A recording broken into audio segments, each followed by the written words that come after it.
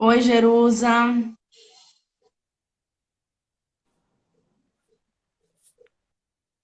Agora vai? Agora! Boa tarde, meu amigo querido. Que maravilhoso te ter aqui, Boa poder te tarde. ouvir, Maravilhoso. matar a saudade, Obrigado pelo mesmo que de modo convite. online, né? Aham. Então, Mas é alguma coisa. sim. Então, gente, esse é meu amado Hakim, que hoje vai discutir, né? Vai trazer o ponto de vista dele enquanto psicólogo, enquanto ator, dançarino, tentando falar um pouco sobre as questões LGBTs e aí, se a gente precisa racializá-las ou não. Então, Hakim, a live é toda tua, te apresenta.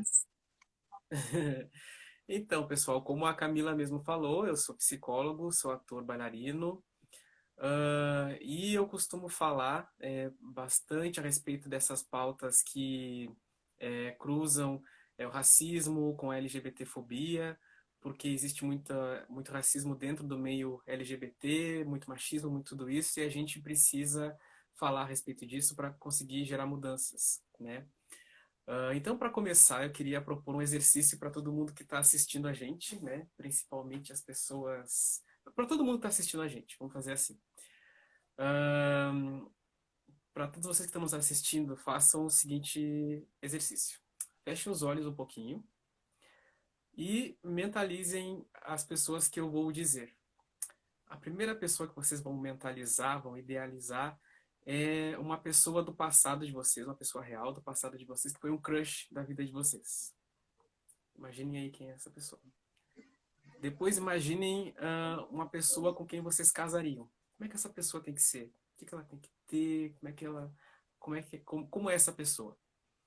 Depois imaginem a pessoa que vocês gostariam de ser se vocês não fossem vocês mesmos. Uma outra pessoa. Pode ser uma pessoa que existe, uma pessoa que não existe e tudo mais. Mentalizaram? Agora podem abrir os olhos.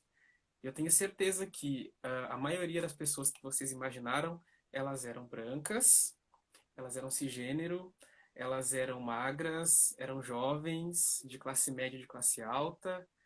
Então, quer dizer, né? Para que esse exercício serve? Para mostrar esse viés do nosso pensamento. Nós somos educados a desejar desejar ser, desejar ter pessoas que são dentro desse padrão do patriarcado, pessoas brancas, magras, de corpo atlético, cisgênero, etc. e tal. Quando a gente é modelado para pensar dessa forma, a gente exclui todo um leque de várias outras pessoas que não estão dentro desses padrões e assim a gente exclui, né? A gente exclui, a gente empobrece as nossas possibilidades de relacionamento, a gente violenta essas pessoas porque marginalizamos elas, enfim. Hoje em dia, as pessoas falam muito. Pode falar, Camila. Não, e quem pensou diferente, né? Se alguém pensou diferente, que possa também estar comentando aqui, né? Vamos começar a interagir com o Hakim também, com quem pensou diferente, Sim, né? Que a gente que pode ser que possa colocar. muitas pessoas tenham pensado diferente porque já vem num processo de desconstrução. Mas se esse exercício cai no meio de pessoas que não fizeram esse processo ainda, certamente vão ter o seu pensamento muito centralizado dessa maneira mais eurocentrada, magra e etc. Então, hoje em dia, e eu trabalho um pouco com essas pessoas, né? Existe uma demanda muito grande das pessoas é, é, com relação à solteirice, à solidão, né? As pessoas estão se sentindo muito sozinhas, tá difícil de conseguir relacionamento. Ah, mas justamente agora, na era da liberdade sexual, na era dos aplicativos, que é tudo tão fácil? Pois é, justamente por isso. Só que assim, será que isso é uma novidade mesmo? Será que só agora que as pessoas estão vivendo, amargando essa solidão?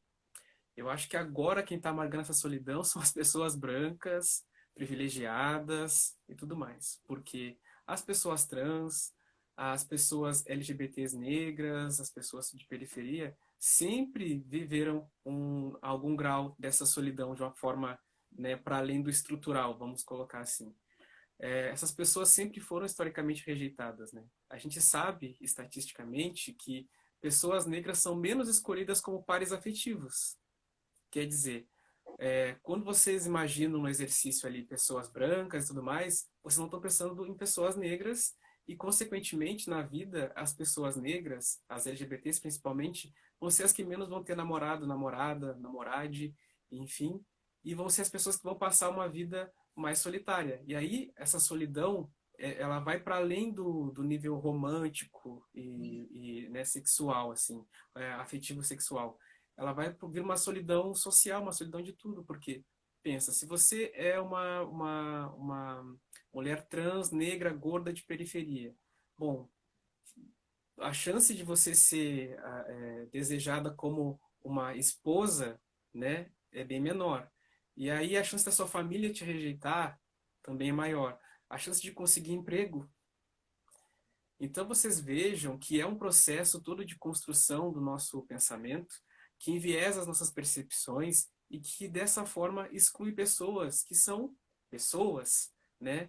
Pela condição que elas são excluídas, mas elas são pessoas com tanto potencial e com tanto direito, e com tanta dignidade quanto qualquer um de nós, independente de qualquer característica, né?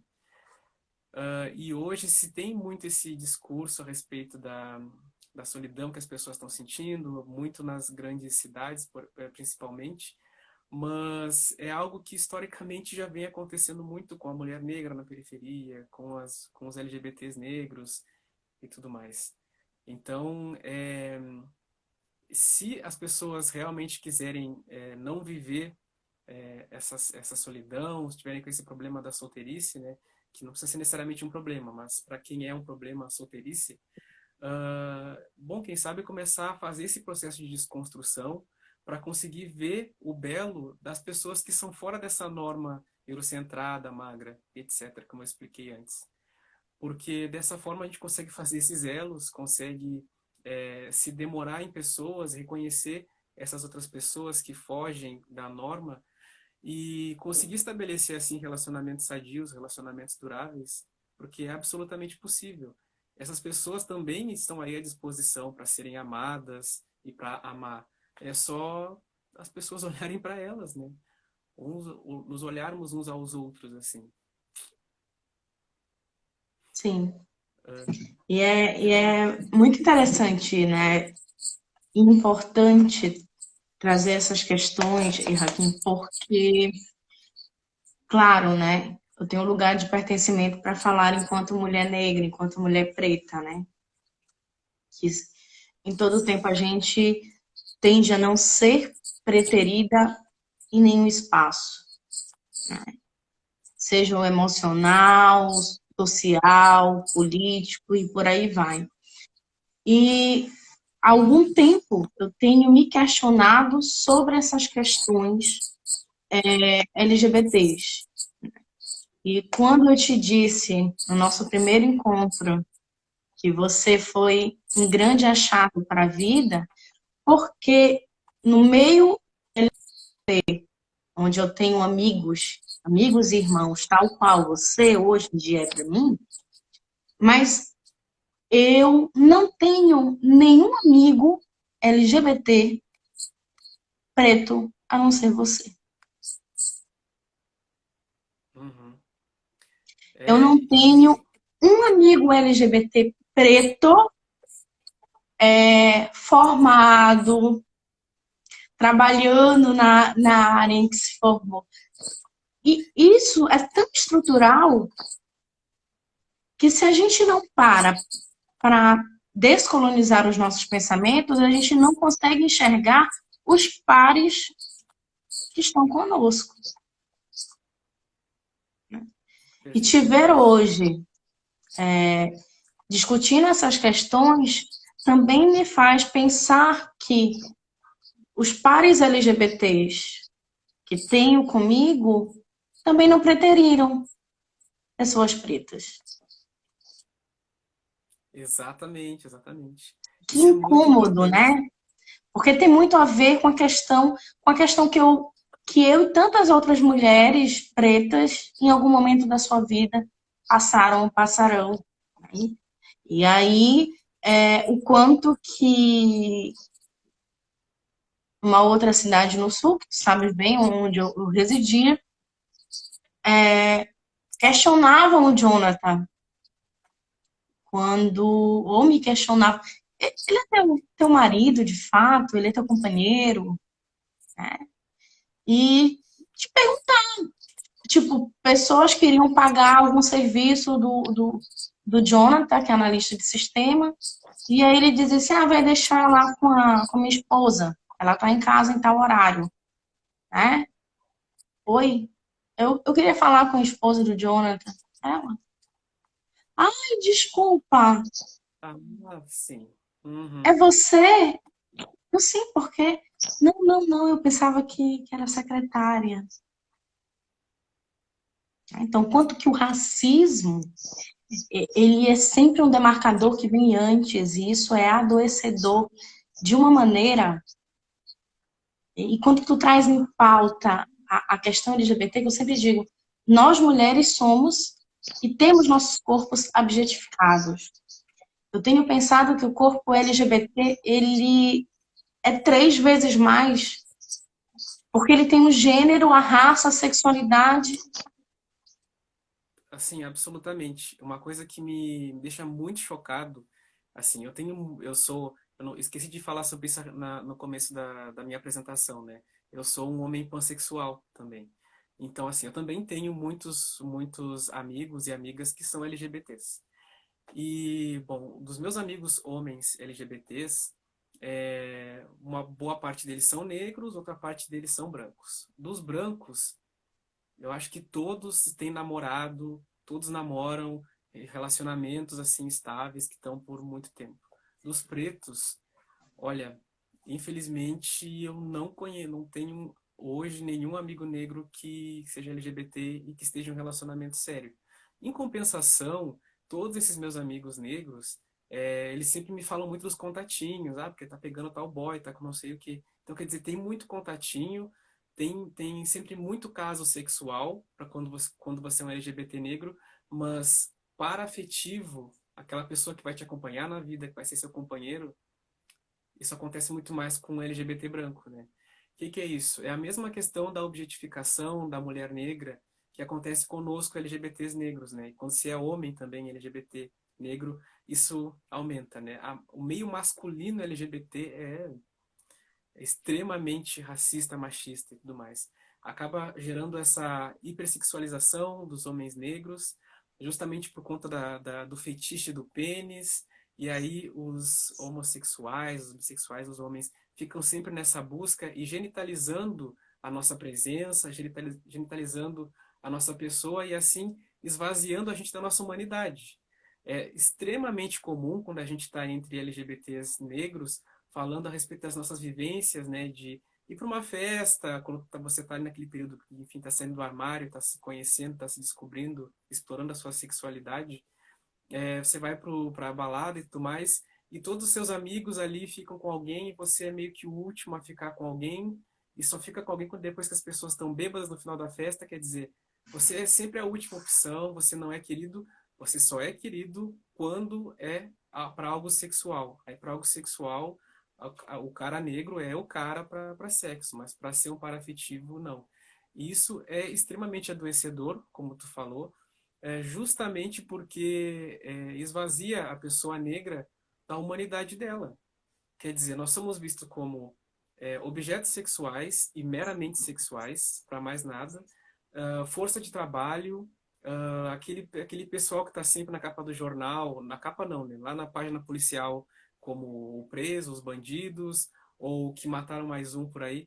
Então, existe toda uma construção histórica e cultural a respeito da imagem da pessoa negra na nossa sociedade que fica gerando essa violência e esse pensamento racista e enviesado da pessoa que chegou na casa de vocês lá e não acreditou que tu poderia ser a esposa do Jonathan. Então, assim, Acho que muita gente que está aqui nos assistindo certamente são pessoas que já entendem alguma coisa, já estão nesse processo de desconstrução, mas muitas outras pessoas talvez não. Mas para todas essas, é importante que vocês levem essas mensagens aqui, esse entendimento para outros meios, para outros lugares.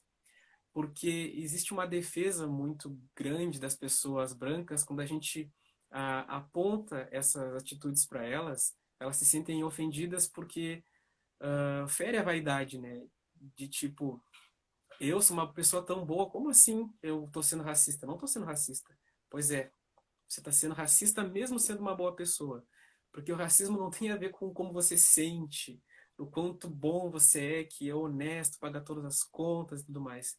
Tem a ver com uma construção cultural, histórica do nosso pensamento, da maneira como a gente pensa, da maneira como a gente vê o outro, e esse outro é partindo do corpo, da cor, da forma do corpo dessa outra pessoa. Então é muito complexo, e cada um tem que fazer a sua parte nisso tudo. Nossa, Raquel, enfim, a gente que vive isso, cada um à sua maneira, é angustiante, né? Mas que a gente precisa estar reiterando essas questões, principalmente quando tu falas de que o racismo, eu sou uma pessoa boa, né? Não se trata de afeto no sentido de ser uma pessoa boa ou ser uma pessoa ruim, mas é uma questão estrutural, uma questão de pensar, é uma questão de se comportar, é uma questão afetuosa no sentido de por que eu não me relaciono com sujeitos pretos, né? E pensar isso, pensar isso. Exato, exato. Por que que na festa, no final da festa, esse corpo ele se torna um corpo preterido e no início da festa, onde eu estou sóbrio. Então, no momento em que eu consumo algo, por que eu não vou chamar o Hakim enquanto psicólogo? Por que eu não vou chamar o Hakim enquanto ator?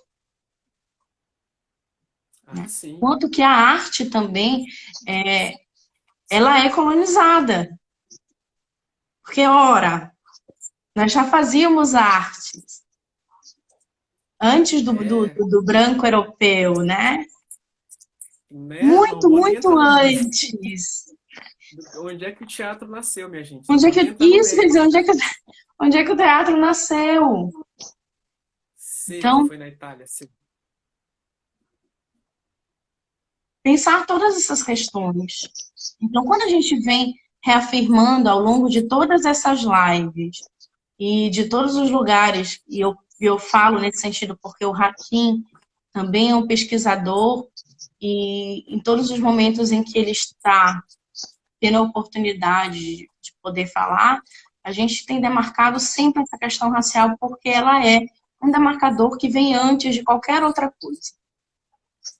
Porque nós somos e temos em nossa construção mental, eu queria depois que tu falasse um pouco mais sobre isso, Raquel, que é muito bom te ouvir, nós temos em nossa construção mental o racismo colonial.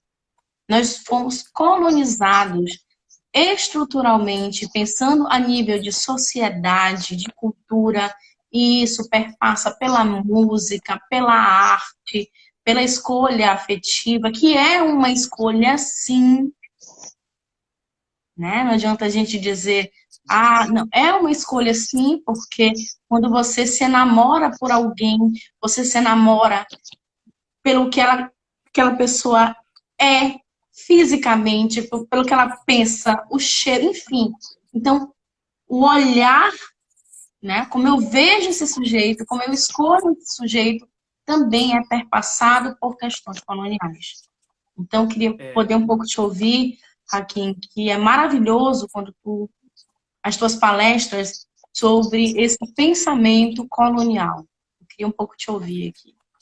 então, eu gosto muito assim de aproveitar. O termo racismo estrutural, ele está meio em alta hoje em dia, né? Se fala muito sobre racismo estrutural e tal. E aí, claro, como cai no popular, às vezes acontece uma deturpação do conceito, enfim, mas não é isso que eu quero tratar. Eu quero falar assim, quando a gente fala racismo estrutural, como o nome está dizendo, é o racismo na estrutura, né? Na estrutura da sociedade. Quer dizer, a nossa sociedade ela é organizada de uma forma a botar pessoas que são brancas em cima, com mais privilégio, com mais dinheiro, com mais vantagens de todas as formas, e pessoas que não são brancas, mais nas periferias, mais sem direitos, enfim. Mas eu quero usar racismo estrutural para vocês pensarem como racismo na estrutura da mente. Não é assim que funciona, mas para exemplificar, eu vou usar uma analogia aqui. Imaginem que a nossa mente ela é construída do mesmo jeito que um prédio. Lá na infância, a vivência na família constrói a base desse prédio. Aí depois a gente vai crescendo e vai colocando tijolinhos, tijolinhos. A cultura bota tijolinhos, os pais, a família bota, a escola vai botando tijolinhos. Depois você vai ficando mais autônomo e vai escolhendo as coisas que você quer construir para si mesmo. E assim você vai construindo esse edifício que é a sua personalidade.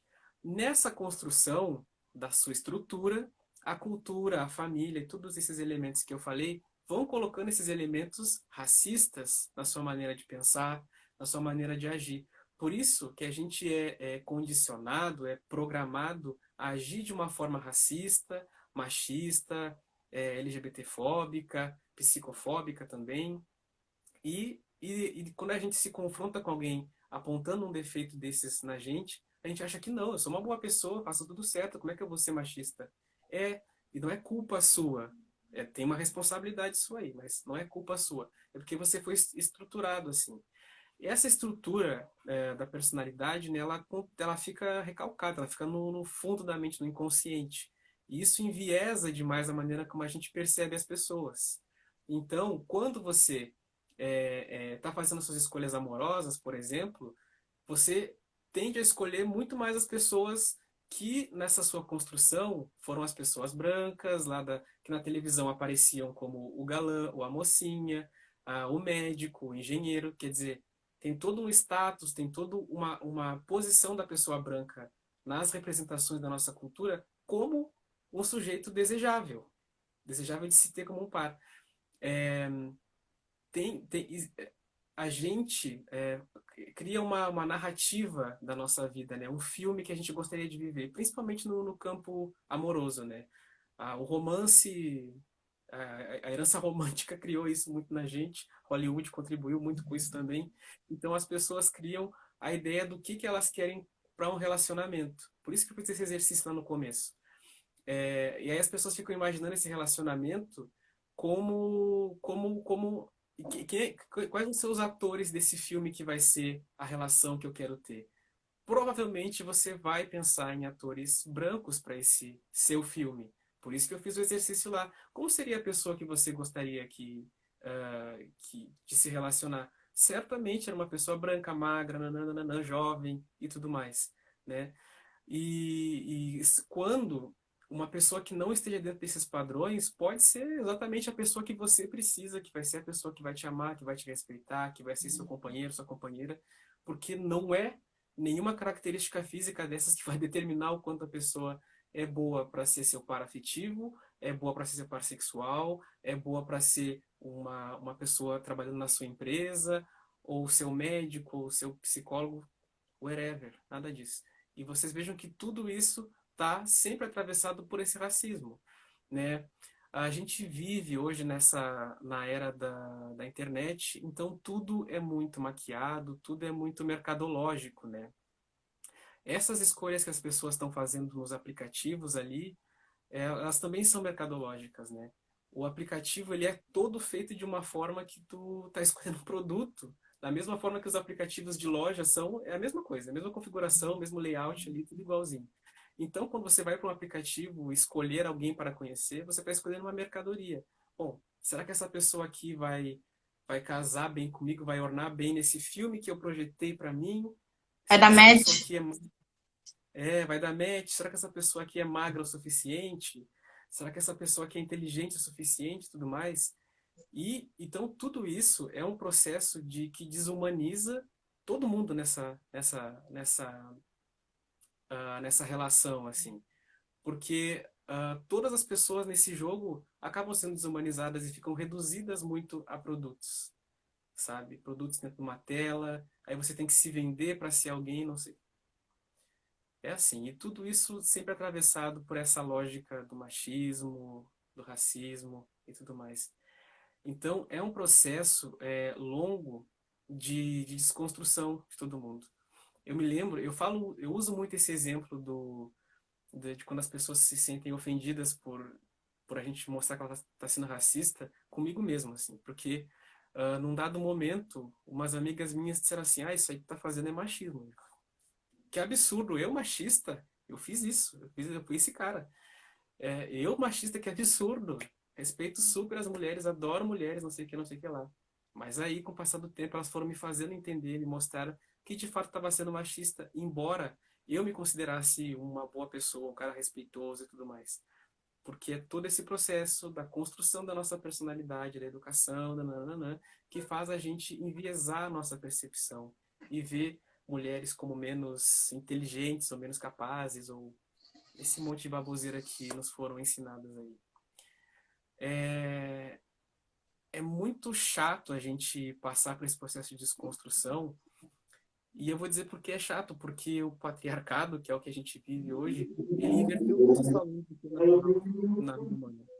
Simplesmente inverteu tudo. Então a gente nasce pelado, não pode andar pelado. Alguns homens vão gostar de outros homens, não, não pode gostar de homem. Algumas mulheres vão gostar de mulheres, não, não pode gostar. Mulher gostando de sexo, não, mulher não pode gostar. Assim, tudo que é natural não pode. O patriarcado é Uhum. uma coisa, é, é uma violência estruturada, assim, né? É terrível. Mas é isso, é um processo que a gente tem que passar porque está sempre se desconstruindo, né? E é um controle, né, que nasce com a gente. Então, a gente tem que ser controlado 24 horas, e é um controle que tem um objetivo, a gente sabe disso. Então, quando tu fostes um dos primeiros a saber, eu vou voltar com a página, e eu dizia isso para ti, Raquinha, eu vou voltar com a página, sabendo que estamos num momento onde o controle ele se dá de forma ainda maior e de forma agressiva ao nosso corpo físico, sobretudo. Mas como eu nasci para subverter a ordem, vou voltar. E tu disseste, vamos juntos, né? Eu, Raquel, preciso de ti falando sobre raça e LGBT, porque não dá mais para nós discutirmos as questões LGBTs sem racializar esses processos. Então, o Vidas que Importam é mais do que propor uma descolonização, é propor também que eu me descolonize, que o Hakim se descolonize, né? Embora estejamos aqui sábado discutindo essas questões, não quer dizer que estamos todos desconstruídos, e que bom que não estamos, porque estamos em processo. E processo é algo que não se finda, mas é um processo que, desde que desejamos passar por ele, é um processo que é doloroso, né? E que precisa, desde que se queira, de fato, passar por isso. É, É como tu diz assim, a primeira vez que eu te ouvi falando, né? Como assim eu machista? Eu me lembro a primeira vez que eu te ouvi falando sobre isso, e tu disse o quanto de dor. Poxa, minhas amigas dizendo que eu sou machista, eu sou um corpo passado pelo racismo, pela LGBTfobia, mas, opa, eu me construí machista. Na família, na escola, né? A conversa com um amigo numa mesa de um bar, enfim. Isso é estrutura, estamos todos nessa teia. E passar por isso não quer dizer que eu não vou em algum momento, né, resbalar no machismo. Mas a partir do momento que eu resbalo nisso, ou no racismo, que é o que a gente tem discutido aqui, na LGBTfobia, eu me dar conta. É aquilo que tu disse na palestra que eu achei o máximo, que o inconsciente se torne consciente. Que eu perfeito. não vá E fazendo, opa, tudo atropelando as coisas. Não. Fiz, me reconheço, opa, que eu posso mudar. E a gente tem falado tanto nesse processo de descolonização, em que algumas pessoas têm me questionado, mas é tão simples assim, eu não vou errar nunca mais, eu não vou. Não se trata disso. Se trata de um processo contínuo de desconstrução. Então, é nesse processo que a gente aposta aqui no Vidas que Importam. É nesse processo que o Joaquim aposta em qualquer lugar em que ele esteja. Então, é nesse sentido, né? Sobre um ponto que tu trouxe anteriormente lá sobre a arte, né? Eu acho que todos nós, negros que crescemos, todos nós que crescemos nos anos 90 assistindo televisão, a gente viu quantidade de novelas, né, que tinham um grande elenco negro, né, pessoal? Mas o que esse elenco fazia? É o elenco de escravos, o elenco de empregados, de traficantes. Então, assim, só reforço da imagem negativa do estereótipo da pessoa negra. E o impacto disso nas duas mentes, né? Na mente branca e na mente negra. A pessoa negra tem uma autoestima completamente sub-zero, né? Assim, totalmente destruída, né? Porque as representações que te botam desde quando tu é criança é sempre uma coisa pejorativa, sempre uma coisa negativa. Enquanto as pessoas brancas sempre são positivas e tudo mais, sempre são quem está no controle e tudo. Tem um outro ponto também, tem um trecho de uma entrevista do Ícaro Silva com o Fábio Porchat, que viralizou esse videozinho, rolou pela internet, em que ele explica que ele já foi rejeitado em testes de elenco por ser muito bonito. O Ícaro Silva é um ator negro, para quem não sabe. Então, assim, quando é que uma pessoa branca não vai ganhar alguma coisa por ser bonita? Nunca, né? Nunca. Tanto é que tem muitos atores brancos que nem Que estão não dentro do são padrão, bonitos. que não são considerados bonitos dentro do padrão do branco, que é bonito e tudo Sim. mais, então são galãs de novela, estão fazendo capa de revista, estão ganhando milhões. Então, assim, não é uma questão de ser bonito ou não, é de ser negro mesmo. Não queriam o Ícaro porque ele era negro, não porque ele era muito bonito. É porque ele era negro. E é isso, é disso que a gente está falando. É o branco conseguir olhar as próprias estratégias do seu pensamento para desconstruir tudo isso e conseguir ver, não, eu estou sendo racista sim e tudo mais. Eu preciso fazer um esforço para trazer pessoas negras para esses meios aqui e tudo mais. Eu sempre falo, assim, quando eu falo para empresas, geralmente as empresas, né, são predominantemente de pessoas brancas, a respeito desse racismo dentro das corporações, assim. Aí a pessoa branca vai lá e argumenta, não, mas aqui na empresa pode vir gente negra trabalhar e tudo mais, e não sei o quê. Tá bem, e quando abre uma vaga de emprego na tua empresa, tu chama teu amigo, que amigo tu chama para se candidatar? Tu diz para mandar o currículo qual amigo? Ah, mas aí não sei o quê. Sim, porque o teu amigo negro é aquele amigo do futebol, é o amigo da mesinha de bar. Mas você não pensa nele como um profissional, à sua altura e tudo mais. E por quê? Por causa desse viés do racismo na mente de todo mundo. Claro, tem pessoas brancas que vão ser racistas menos severas porque conseguem ter uma empatia, tem todo um afeto, tem relações mais significativas com pessoas negras, mas tem pessoas brancas que realmente estão muito mais fechadas numa bolha e elas não conseguem sair disso e fazer esse exercício e tudo mais. Mas até aproveitando esse assunto, eu quero indicar um livro que eu ainda não li, tá? Mas eu já vou indicar, porque eu uma palestra dela que é a Robin DeAngelis. Ela é uma americana que escreveu o livro White Fragility, né? Fragilidade branca. Nesse livro, ela fala exatamente, ela é uma mulher branca falando sobre a fragilidade das pessoas brancas. Quando eu conto para vocês que eu eventualmente falei para pessoas brancas, isso aí está sendo racista, e as pessoas ficam, não, não sei o que, não sou racista. Ou outras ocasiões em que eu disse, você é branco, e a pessoa, não, mas eu nem sou tão branco assim, meu avô era negro, não sei o que. Essa Eu tenho um amigo, fragilidade né? Eu tenho um amigo preto. eu já toquei no negro, então eu não sou tão racista assim. Quer dizer, essa fragilidade, essa esquiva toda da pessoa branca é porque ela se sente frágil, ameaçada. Por que ela se sente ameaçada com um discurso desses? Por mais sutil que eu seja, por mais ameno que seja o meu tom de voz na hora de falar uma coisa dessas. Porque ela é frágil, ela nunca foi pensada como uma pessoa racializada. Ela sempre viveu nessa bolha, ela não precisou criticar, tipo, que eu tenho privilégios em cima de outras raças. E digo outras raças, não é só o negro e o índio aqui no Brasil, né? Os brancos se construíram em cima de Os todas as outras raças que haviam. muçulmanos, os palestinos. Absolutamente, sabe? Então, esse é um livro que eu indico, eu acho que as pessoas devem ler, principalmente vocês que estão assistindo, que sejam pessoas brancas e querem passar por esse, estão dispostos de verdade a estarem nesse processo de desconstrução e de entendimento do seu lugar e de como, de alguma forma, agir na direção de outras pessoas brancas.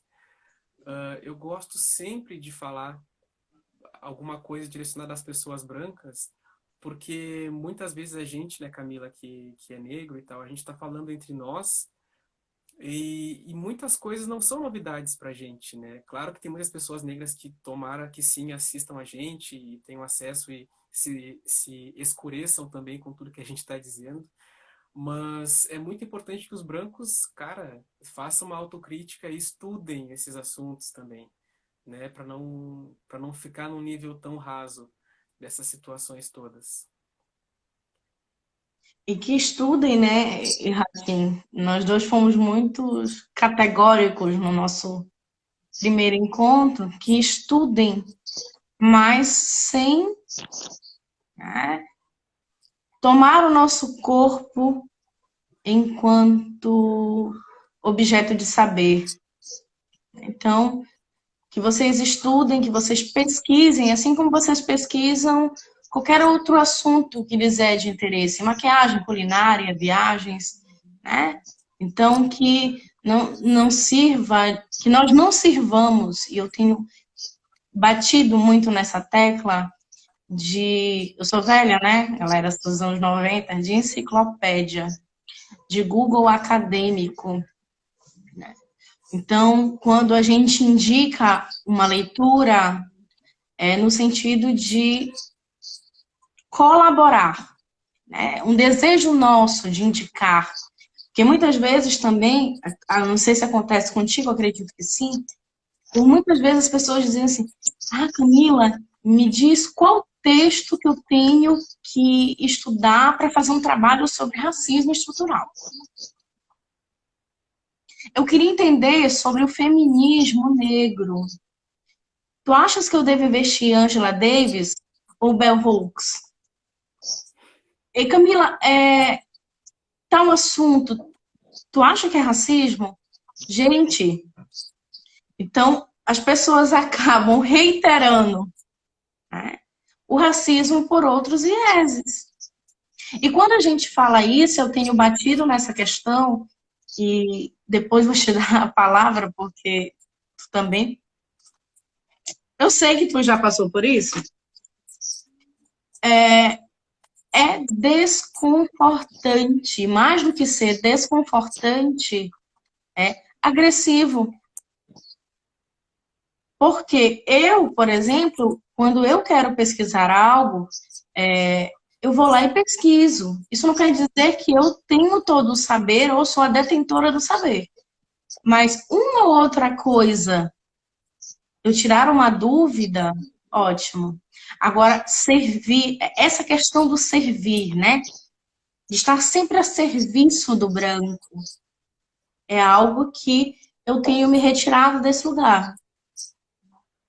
Então, que é um processo que a gente há muito tempo tem visto, mas eu tenho também sempre dito o seguinte, Hakim, que nós pretos nascemos com um duplo.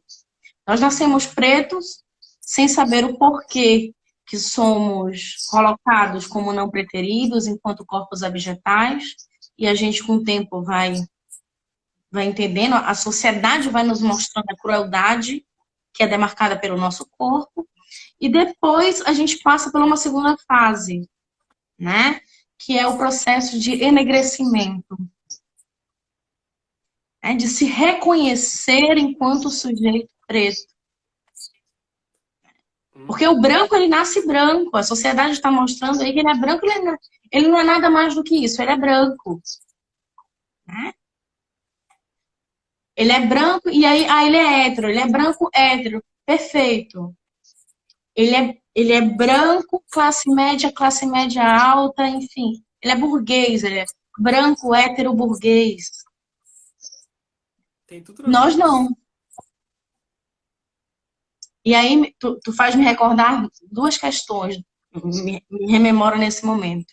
Eu sempre falo na Luana Valentino, que é uma amiga, inclusive, querida, que é uma escritora preta de BH, e tem um momento que ela fala na infância dela que ela não gostava de festa junina, porque ela nunca era escolhida, né, na festa junina. Era a Uhum. professora que delimitava, não, fulano vai dançar com Luana.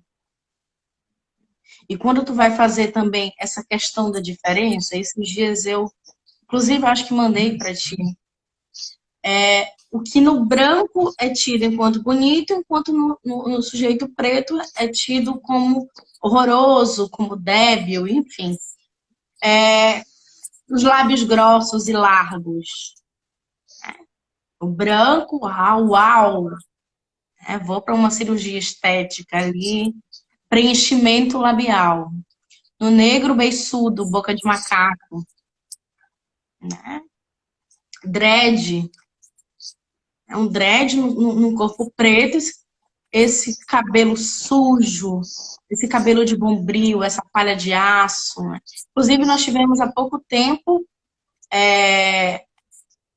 de novo, né, o bombril, palha de aço, a crespinha, né? Foi. Teve Foi, isso. toda essa questão. Então, o quanto que é maravilhoso tu trazer essa fragilidade branca.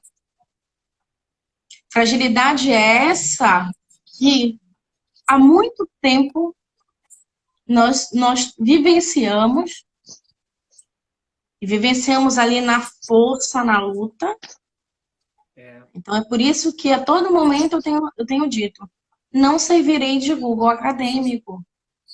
Meu corpo não é servil para quem quer que seja.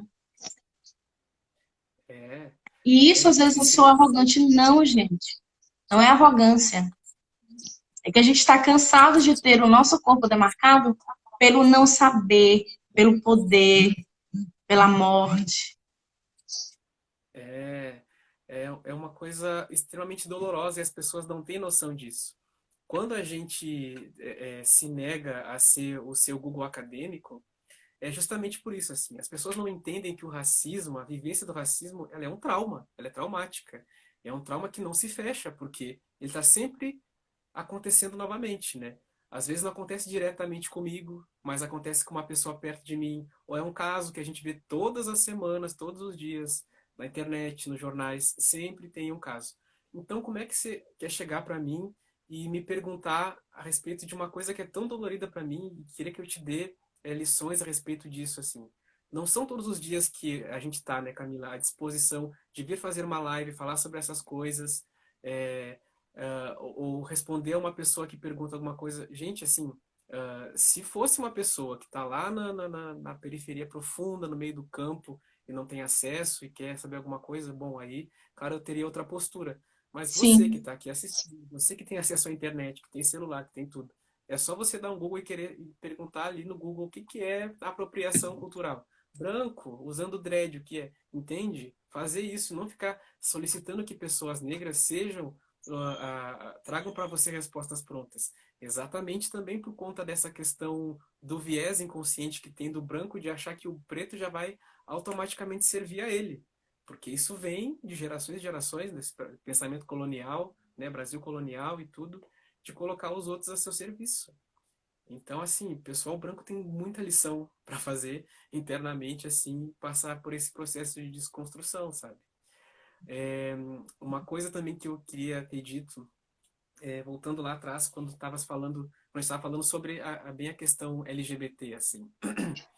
A gente sempre fala muito, exatamente porque é o meu lugar de fala, né, sobre o racismo no meio LGBT contra pessoas negras, Mas esse racismo ele também acontece em direção a outras raças, né? As pessoas do leste asiático, desse tipo leste asiático, né? Os japoneses, chineses, coreanos ou seus descendentes, ah, também sofrem muito com isso, principalmente os homens, porque existe uma hipossexualização deles.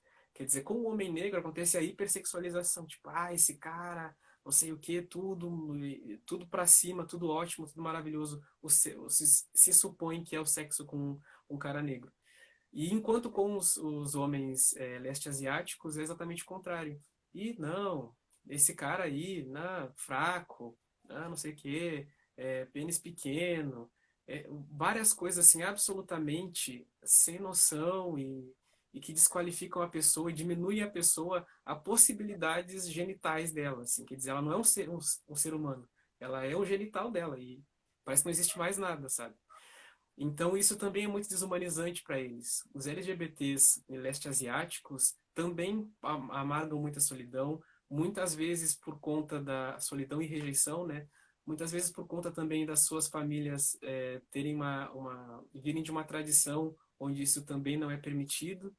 Então, acaba que também é uma parcela da população LGBT que acaba ficando rejeitada, solitária e tudo mais. É bom só trazer esse adendo também. Muito bom, Raquel. Bom, Raquel, teve algumas perguntas para ti, caso queiras responder, né? E quem também tiver perguntas para o Raquel pode colocar aí no bate-papo. Uma das perguntas foi no sentido de se tu já sofreu algum tipo de racismo, né?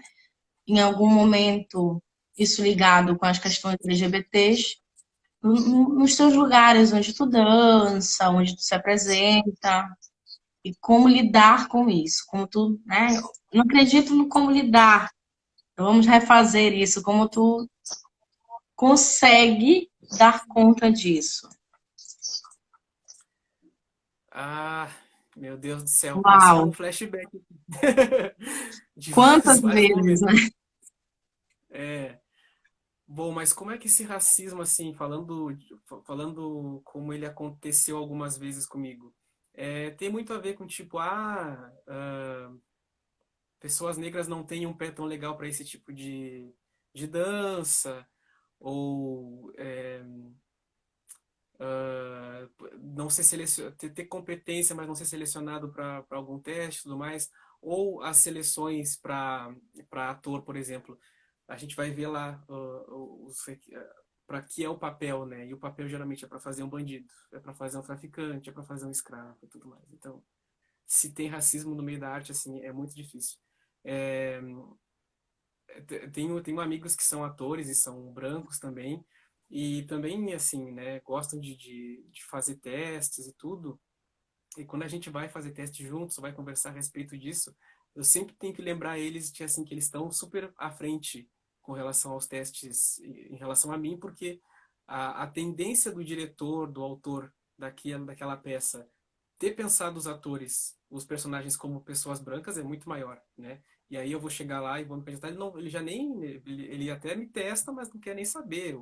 O que vai fechar com a imaginação dele, enviesada pelo inconsciente racista e tudo mais, é exatamente o cara branco que vai atender esse estereótipo. E aí o que a gente faz, né? Como é que lida com isso? Assim, às vezes protestando, às vezes falando alguma coisa com relação a isso. É, tem esse lance muito infeliz da sobreexigência em cima da pessoa negra. Então, quando você é um bailarino negro, você tem que ser o bailarino, né? Porque você, num teste, você tem que ser melhor que os brancos. Se vai ser ator, tem que ser o ator, porque você tem que ser tão bom que para superar os brancos, para ser cogitado de ganhar aquele papel. Tem tudo isso, assim, tem É muito, adoecedor, muito né? adoecedor Porque demais. eu tenho conversado muito, assim, pelo menos com o meu grupo de pesquisa, o quanto que a gente nasce socialmente, né? Esse nascer social, com um excesso de cobrança, que a gente não sabe por quê. E quando nós passamos por esse processo de enegrecimento, a gente vai se dar conta que é justamente por esse racismo que se apresenta, né, no campo psíquico e no social, né? Quanto que a gente precisa a todo momento tirar as melhores notas, ser o melhor dançarino, ser o melhor, ser o melhor, ser o melhor, ser o melhor, ser o melhor, e o quanto que isso é adoecedor. Isso também Exato. é mortificante. Né? E Eu aí as vejo que pessoas hoje em dia brancas têm dito, nós somos culpados? Sim, se responsabilizem por isso. Se responsabilizem pelo privilégio que vocês têm. E se vocês não se responsabilizam, volto a dizer, não adianta simplesmente dizer que vidas negras importam. Para se ter like. é, Né? é, eu fiz o meu TCC foi sobre saúde mental dos profissionais da saúde mental coletiva de Pelotas. E a gente constatou, né, que a maior parte das pessoas que referem menores sensações de bem-estar, né, pior qualidade de vida, são as pessoas negras mesmo. Então, assim, hoje em dia a gente vê em alta os assuntos sobre burnout, depressão, ansiedade e tudo. Por que se fala tanto disso hoje em dia? Porque a nossa sociedade chegou num nível tão extremo que as pessoas brancas estão sentindo. Aí agora se fala sobre isso. Mas todos esses sintomas, eles já estão com a população negra há muito tempo, desde sempre. As nossas mulheres negras, as nossas mães, sempre viveram em burnout, porque elas tinham que criar os filhos, tinham que trabalhar fora, tinham que ser esposa, tinham que... Sempre teve burnout nas mulheres negras. Sempre teve tudo isso com as pessoas pretas. Só que as coisas, elas ainda funcionam de uma forma que elas ganham evidência quando acontece com o centro da sociedade, né? Que são os brancos. Infelizmente. Infelizmente. Bom, Joaquim, que maravilha de ter aqui. Né? Gente, o Joaquim, sigam ele. É só clicar aqui em cima. Ele trabalha na área organizacional, também está atuando na clínica, voltou para a clínica privada. Então, Joaquim, faz o teu merchan. Aproveita, É esse isso, espaço é mas teu. então, você fez um merchan maravilhoso de mim aqui o tempo todo. É isso, gente. Me sigam, por favor. Quem tem interesse em psicoterapia, em autoconhecimento, em tratar suas questões, né, que envolvam racismo, que envolvam LGBTfobia, ou não, estou aí à disposição. Entre em contato lá no meu Instagram. Tem ali o linkzinho para você entrar em contato comigo, para ler os artigos que eu escrevo por aí também.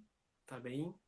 É isso, Camila. Brigadíssimo pelo convite. Estou sempre à disposição. É sempre um prazer enorme. Apesar dos pesares, né, da carga do assunto, é um prazer enorme sempre estar na tua presença, trocar figurinhas contigo. É ótimo. Idem. Obrigado. Idem. Muito obrigada, meu amigo. Muito obrigada por toda a parceria, por todo o carinho, por todo o cuidado. Tá? E sucesso. Que tudo aquilo que a gente tem discutido aqui nas lives, de fato, sejam repensadas por todos aqueles que nos assistem, que vocês possam levar esses diálogos para os seus familiares, para os seus grupos de amigos, para qualquer lugar que vocês estejam. Porque descolonizar é, sobretudo, fazer com que esses discursos que a gente tem trazido em forma de subversão aos modelos impostos, que eles circulem, né? Que não fiquem apenas aqui nas lives, enfim, nessas discussões. E também deixando mais uma vez o convite aberto para aqueles que desejam continuar se descolonizando, que nós vamos ter a nossa 7ª live, olha que legal, 7ª live já, dia 22 de julho, quarta-feira, às 20 horas, com o tema Educação Física e Saúde Mental. É com a doutora Ana Paula, de Recife, ou seja, vamos ter quarta-feira uma paraense, né? E uma nortista paraense aqui e uma nordestina maravilhosa de Recife. Então, hoje nós tivemos o maravilhoso Hakim, e na próxima quarta, às 20, com o tema Educação Física e Saúde Mental.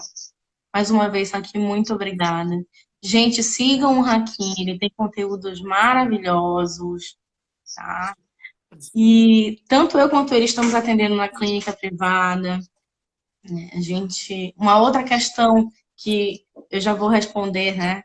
Tem sempre perguntado se nós estamos atendendo apenas pessoas pretas. Não, né? Não atendemos só pessoas pretas, né? Porém, né, pelo menos o que tem chegado na minha clínica é um desejo de algumas pessoas pretas serem atendidas por profissionais pretos, tá? Isso é uma demanda que a gente precisa também pontuar, né? Por Mas isso é da individualidade do sujeito. Não sei se como é que está sendo para ti a tua clínica, né? Se Mesma tem coisa, essas assim. questões também. É, pessoas pretas acabam procurando porque sabem que alguns psicólogos, psicanalistas ou psiquiatras brancos não conseguem entender a dinâmica do racismo, a dor que o racismo causa e acabam deslegitimando a dor dessas pessoas, dizendo, não, isso é frescura, é você que está com coisa na cabeça, não sei o quê. Então, Inclusive, já fui acontece. atendida por profissionais que disseram que não, Camila, isso não se trata do racismo, né? Nem tudo é racismo. Então, as questões que também é mais uma pauta para uma outra conversa que a gente pode ter com o Hakim futuramente, discutindo uma psicologia pautada no racismo, né? Então, é isso. Muito, muito obrigada, meu amigo. Volto a dizer, sigam o Hakim, nos contate, né? Enquanto profissionais de psicologia. Tem muita gente preta produzindo aí, tanto na psicologia quanto na medicina, na engenharia, enfim. Temos muitos profissionais potentes, para além daqueles que já se fazem potência em trabalhos outros, né? Mas a gente está para além dos trabalhos domésticos, para além dos trabalhos servis. Estamos aí na psicologia, na dramaturgia, na dança. O Hakim é um grande exemplo disso, que esse profissional que é psicólogo, que é ator, que é bailarino, que é maravilhoso. Muito bom te ter aqui, Hakim. Gente, nos chamem para falar de coisas também que não sejam racismo, né? Nós somos profissionais que sabemos de vários assuntos, a gente estuda a vida inteira também como vocês, então nos chamem para falar sobre todas as coisas da nossa competência profissional, é claro, mas nos chamem para além do racismo. Tá bueno? Beijo, saudades. Eu também, verdade. Beijo para todo mundo, valeu. Valeu, gente. Brigadão. Quarta-feira, às 20. Eu espero vocês.